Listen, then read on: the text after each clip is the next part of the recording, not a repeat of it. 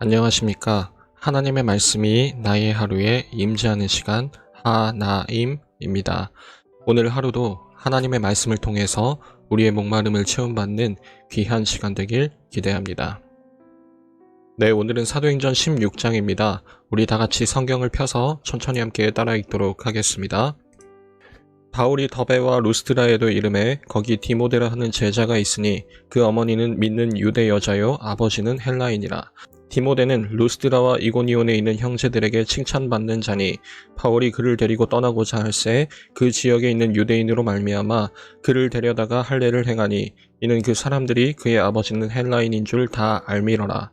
여러 성으로 다녀갈 때에 예루살렘에 있는 사도와 장로들이 작정한 규례를 그들에게 주어 지키게 하니 이에 여러 교회가 믿음이 더 굳건해지고 수가 날마다 늘어가니라.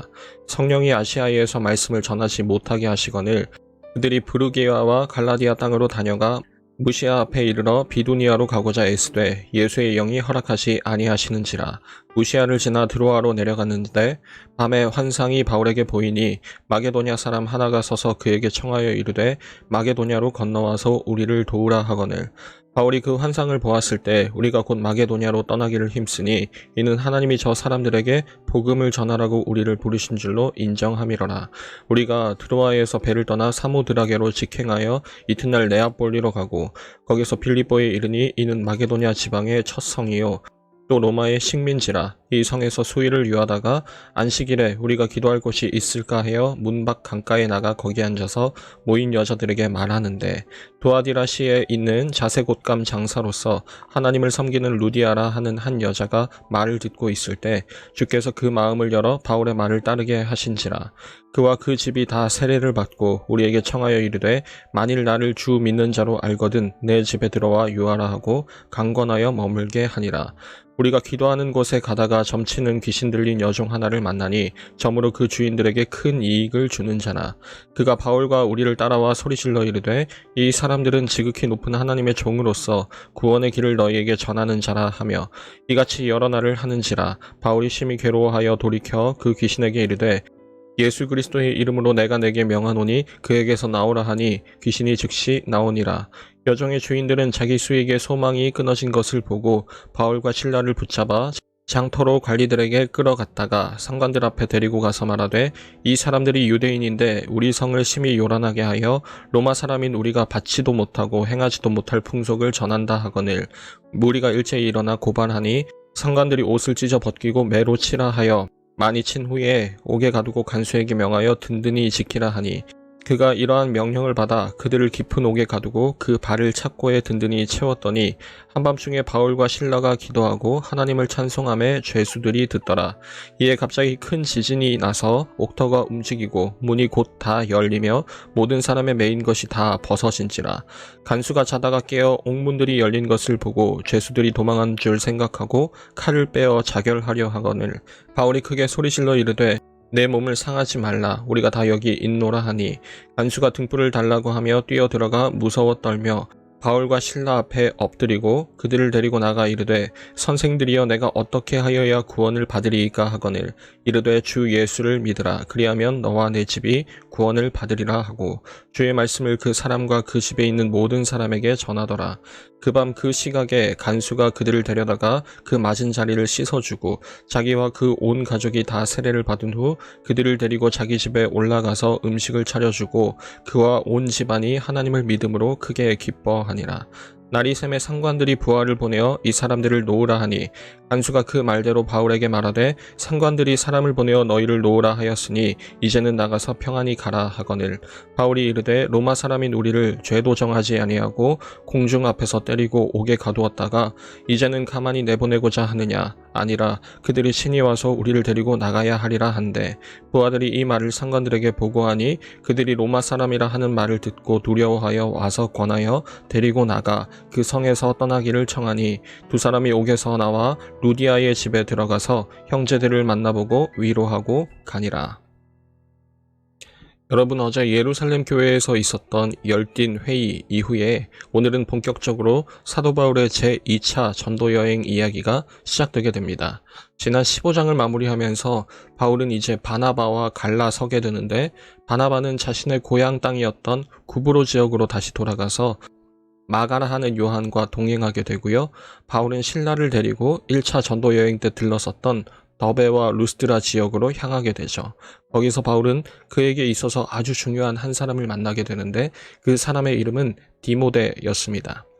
여러분, 디모데는 지난번 바울이 이 지역을 들러서 복음을 전했을 때 그때 예수님을 믿게 된 사람 중에 한 명이었죠.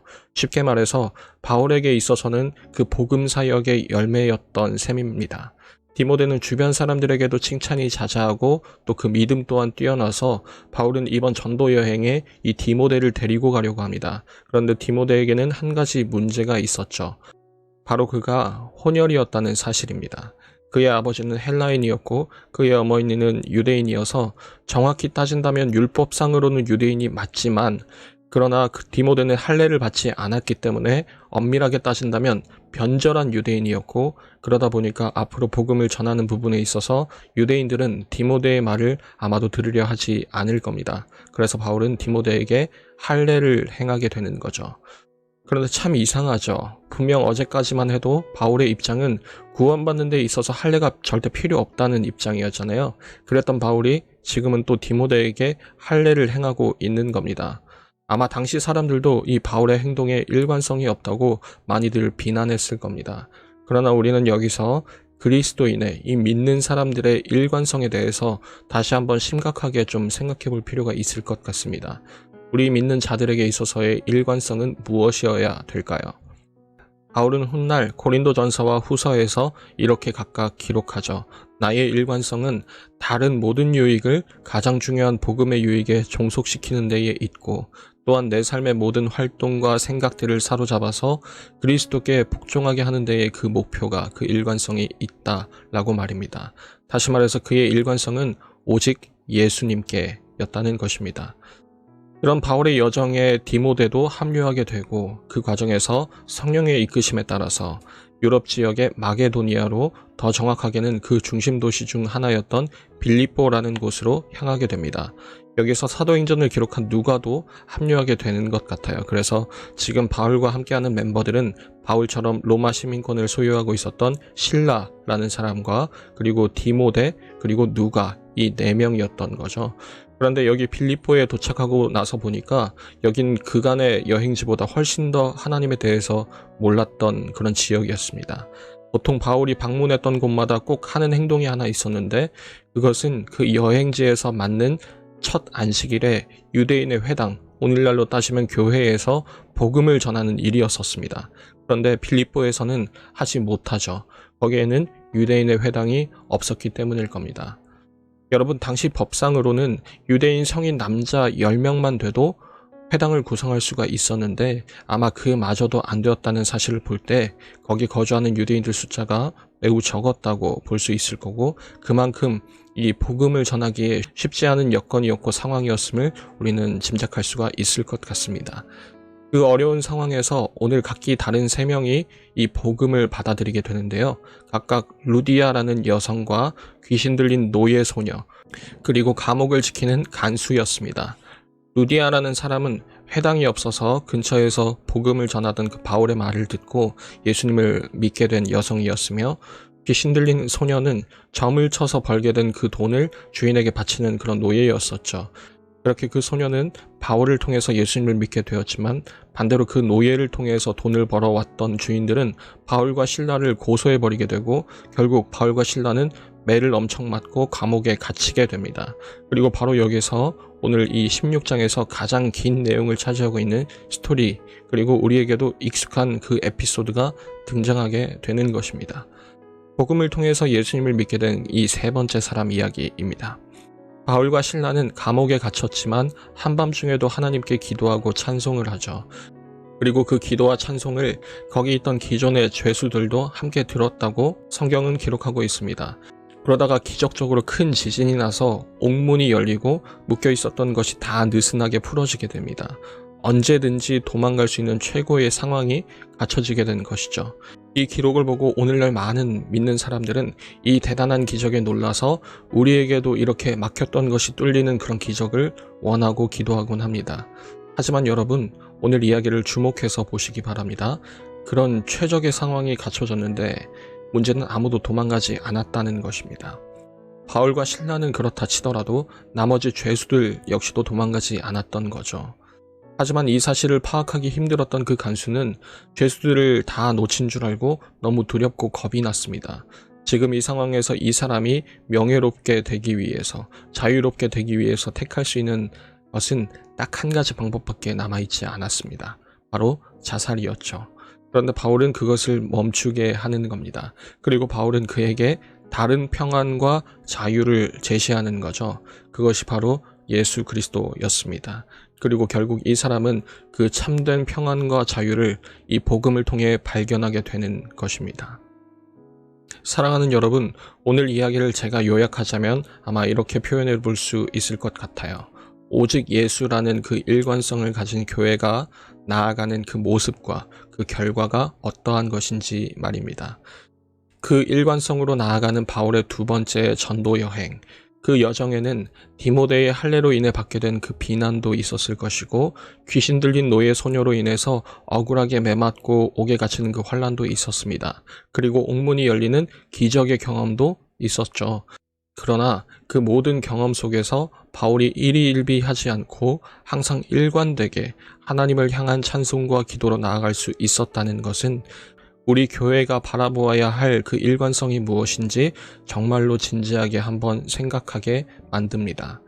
여러분, 우리가 바라보아야 할 것은 막혔던 문이 열리는 그 기적의 경험이 아닐 것입니다. 정작 우리가 교회로서 바라보아야 할 것은 나에게 정답이신, 우리에게 참 평안과 자유이신 그 예수 그리스도의 복음을 다른 이들에게도 전해주는 것. 여러분, 그 일관성이 아닐까 생각합니다. 그 일관성이야말로 시시각각 흔들리고 요동치는 우리의 삶을 지탱해주는 원동력이라고 저는 믿습니다. 예수님을 위한 그 십자가의 길을 한결되게 걷는 그 걸음걸음은 때때로 우리에게 찾아오는 그 기쁨에서도 혹은 고된 시련에서도 눈길을 빼앗기지 않은 채로 주님을 바라보게 해줄 것입니다. 바라기는 우리 사랑하는 중고등부가 그런 교회가 다 되었으면 좋겠습니다.